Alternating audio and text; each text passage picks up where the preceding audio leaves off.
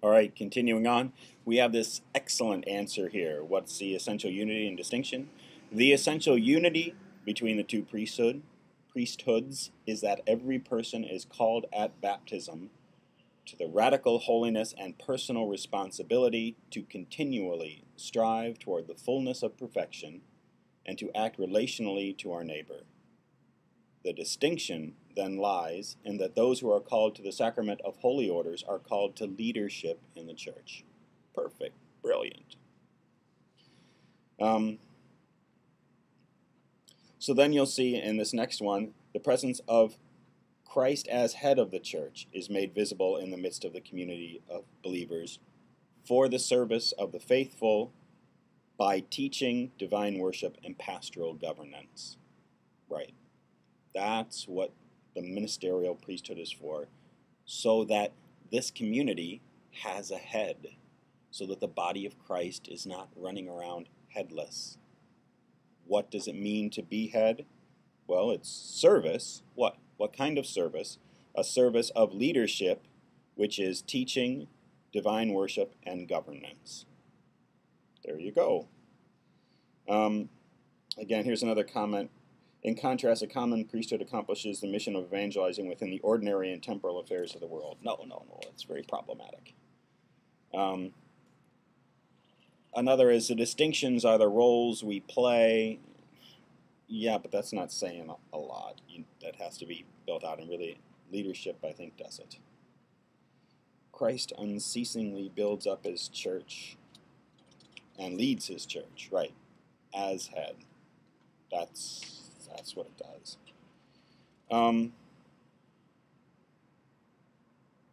So in this, here's one way later, in this ordained ministry, we believe that Christ himself is present to his church as shepherd and high priest.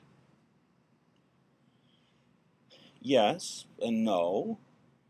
Shepherd, yes, that's really the headship thing, as in leader, shepherd, leader. High priest, maybe if you want to underline the high part, but that, you see, because really all the baptized are truly priests.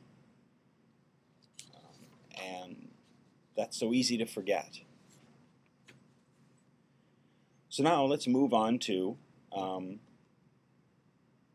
the next question, which was explain how the common priesthood of all the faithful is essential to the mission of the church, and the church is essentially missionary, so that the church could not exist without the exercise of this priesthood.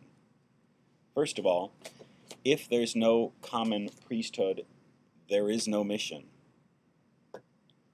The mission of the church is to transform the world.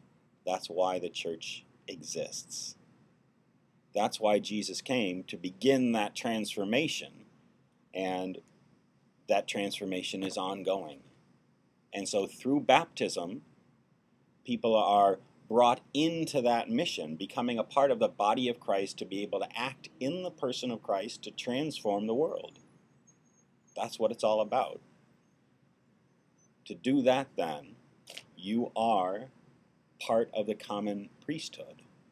And so, no common priesthood, no way to transform the world. End of the story. But also, if there's no mission, then why did Jesus come?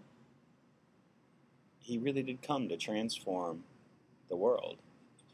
And if we look around, the world is not completely transformed yet. There is work that needs to be done.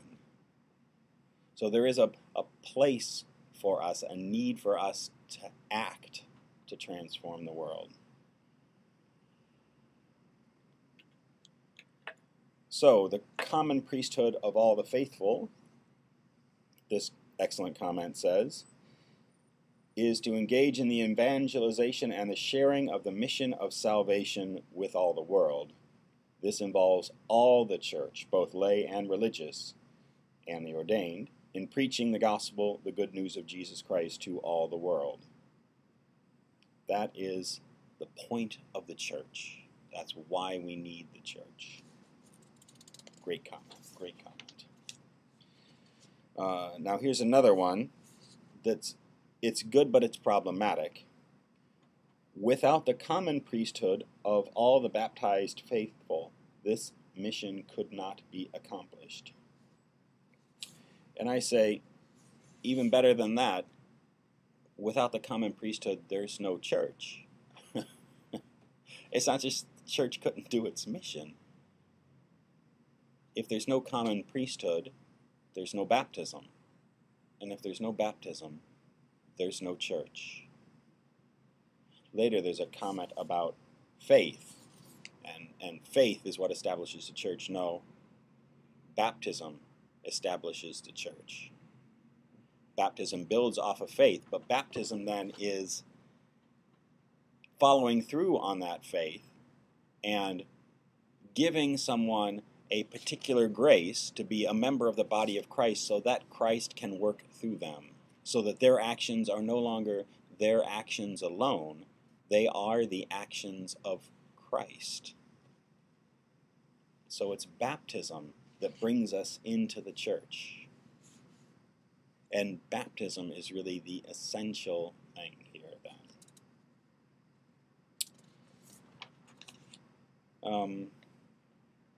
That is, God wills the salvation. Oh, here another excellent comment with just one little problematic part.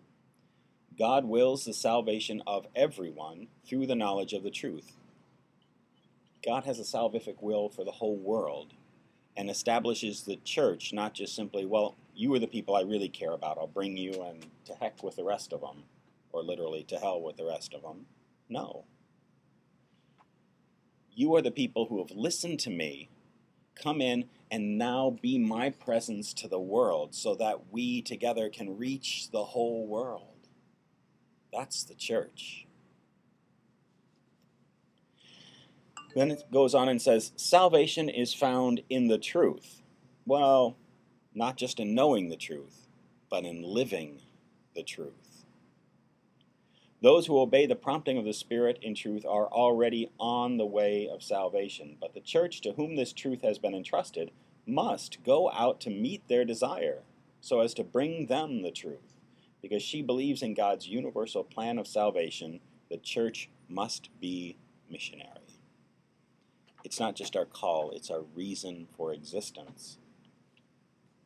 The church, it says in quotes, in this case can be understood as the entire community of believers which share the common priesthood.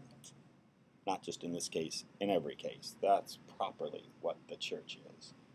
And now, this excellent comment here again. The church is called to preach the gospel to all people. Lay believers are in the front line of church life. Therefore, they in particular ought to have an ever clearer consciousness, not only of belonging to the church, but of being the church. The community of the faithful on earth under the leadership of the Pope and the bishops in communion with him, they are the church. All of us together are the church. It's not these people are the church and we go there. That's really problematic. It's just theologically bad, but its effect is even worse, because what it does is it says, so they, them, and we separate ourselves from that. Lay Christians, it says, so their activity in ecclesial communities is so necessary that, for the most part, the apostolate of the pastors cannot be fully effective without it. That is, what this is pointing out is, even within the church, even at Mass, the laity's participation, the non-ordained's participation at Mass is so essential that this couldn't happen without them. Certainly the life of the church within couldn't really happen without the involvement of the laity. So again, this is breaking that, inside-outside distinction that people sometimes use. In the ordinary circumstances of life, lay people are able to, quote, proclaim Christ by word and the testimony of life. Thus every person, through the gifts given him, is at once the witness and the living instrument of the mission of the church itself. Right. Everyone in the church, all the baptized, carry the mission